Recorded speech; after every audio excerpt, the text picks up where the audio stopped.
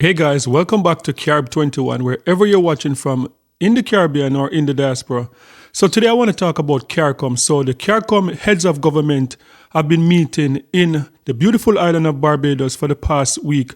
So today I want to talk about Caricom itself. Can Caricom be successful? Caricom has been around since 1973. And so today I want to talk about it on this video. Is it possible for Caricom to be successful? Can 1 plus 15 equal 1? Let's talk about it.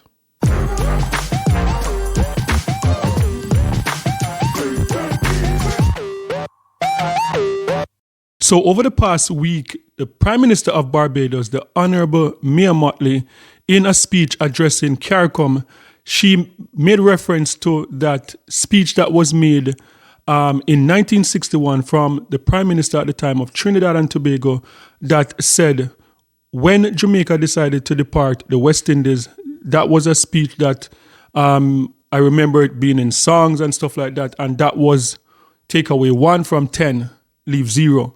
And that was making reference to Jamaica deciding to leave the West Indies Federation, and everything fell apart. The 10 islands that were a part of the Federation at the time, with Jamaica withdrawing, Trinidad deciding to withdraw also, and everything fell apart. And in that speech, she made reference to Caricom, the 15-island nation that's a part of Caricom. Is it possible now? Can Caricom be at a stage where we say, like, look, 1 plus 15 equal 1? So can all the islands, everyone that's a part of Caricom, can we come together as one? So that is what I want to talk about today. But before we go into it, let's take a look at the video from Barbados with this speech. As I said, a very captivating speech from the Honorable Prime Minister of Barbados, Mottley. Let's take a look. It was once said, when the West Indies Federation broke, that 1 from 10 leaves 0. Today, the heads of government and the heads of state of the Caribbean region must show in a mathematical way that 1 times 15 is equal to 1. If 1 times 15 is equal to 1, then we shall be able to withstand all that is thrown upon us from the world and from within, and arise to the point where we will bring to our people a level of economic development, stability, and prosperity, in spite of the fact that for 6 months of the year we live in fear of that climate crisis, in spite of the fact that we are subject to international economic shocks, in spite of the fact that all of these things continue to be devilish. And why? Because we come from a proud people.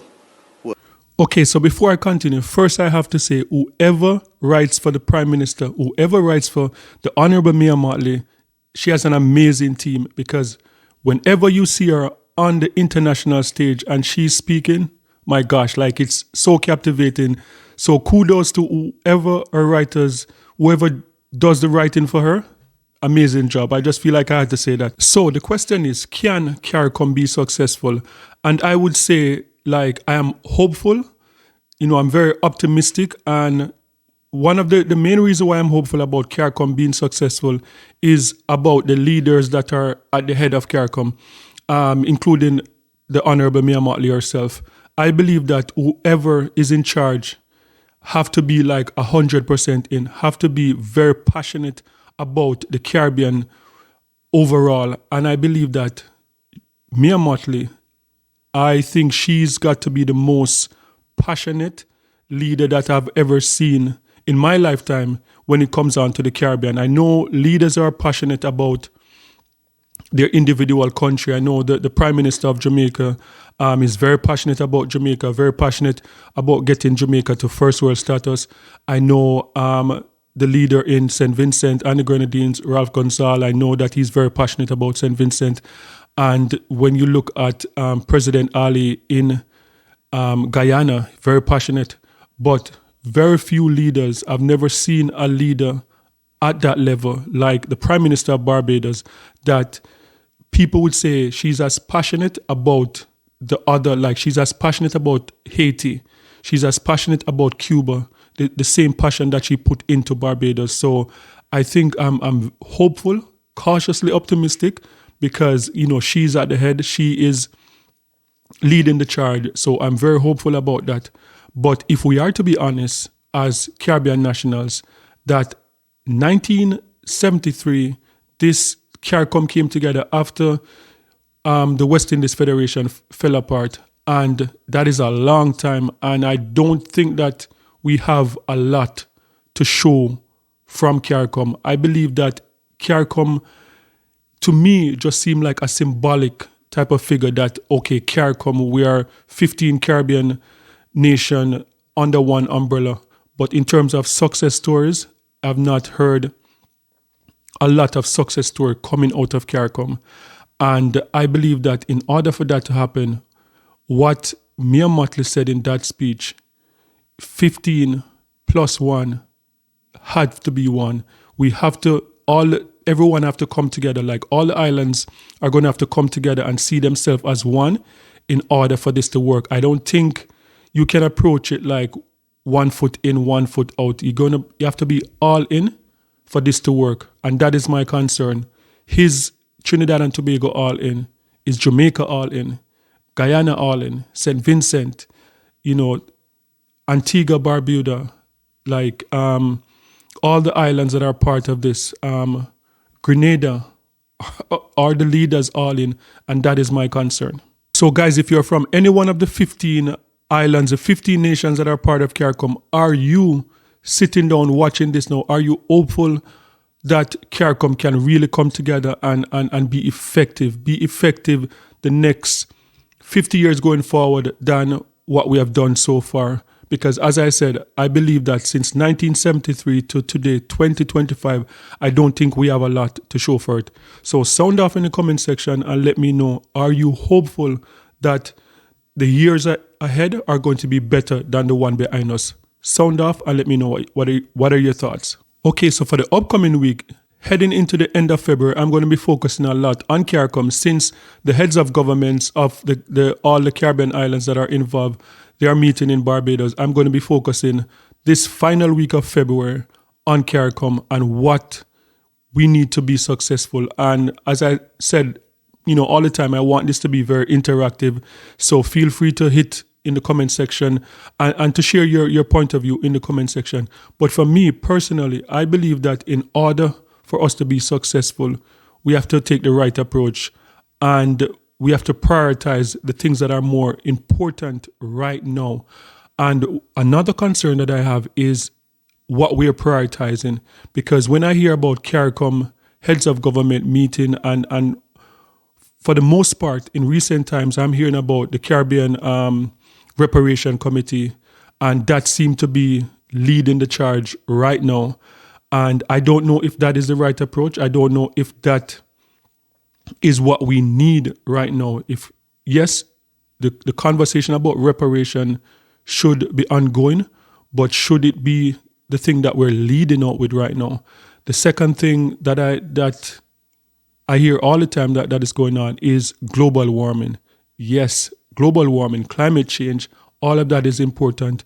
But should we be leading out with reparation and climate change?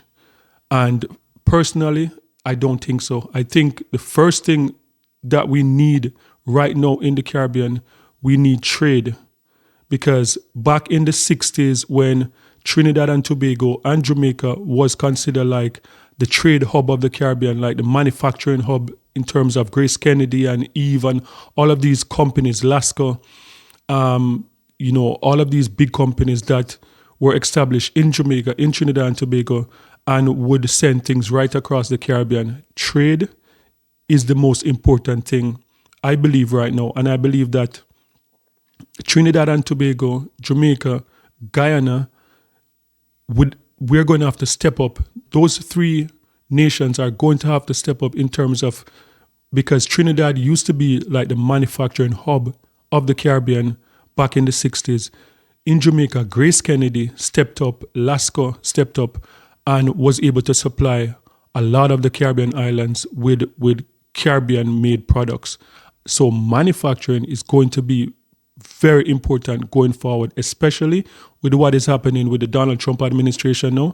So I believe trade is number one. Yes, climate change is important.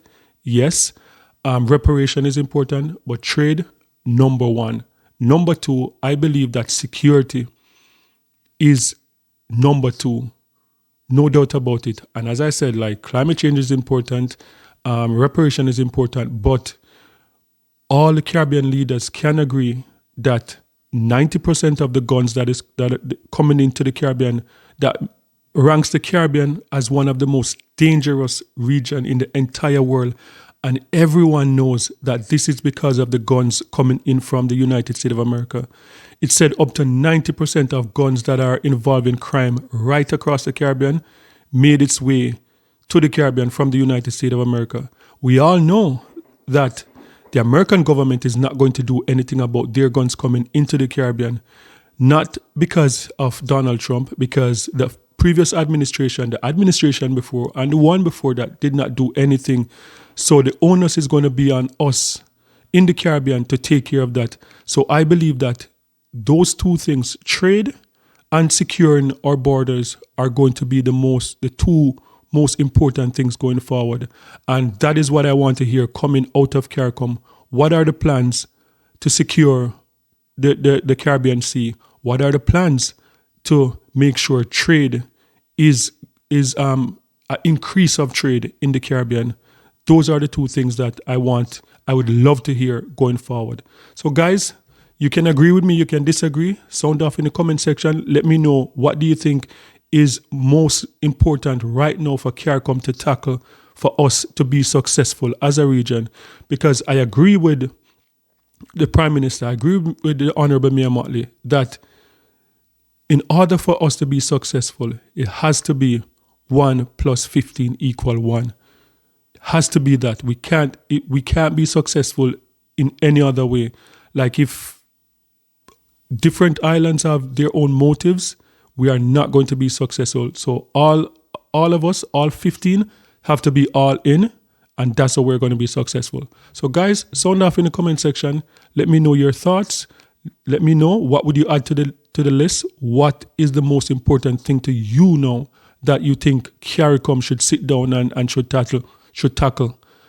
Sound off in the comment section. And education is our next one, because we've seen in the past 10 to 15 years that education is on a downcline in the Caribbean, and the Caribbean normally is one of the most educated region. When people from anywhere in the Caribbean leave to go to Canada, America, the UK, and you leave for university, Caribbean students are always like at the top of their game when they're going to other countries to study. So education has taken like a big dive, and that is something that need to be worked on. So, as I said, sound off in the comment section. Let me know what you'd add to this list. And as I said, this week I'm going to be focusing on Caricom. I'm going to be breaking down some of the things in terms of trade, in terms of security, what the Caricom itself needs to work on if we're going to work together, if we're going to be successful. Because as I said, I think since 1973 to today, I don't think we have much to show that Caricom is successful. So sound off in the comment section, and don't forget to like, share, and subscribe for more amazing content. And remember, peace. I'm out.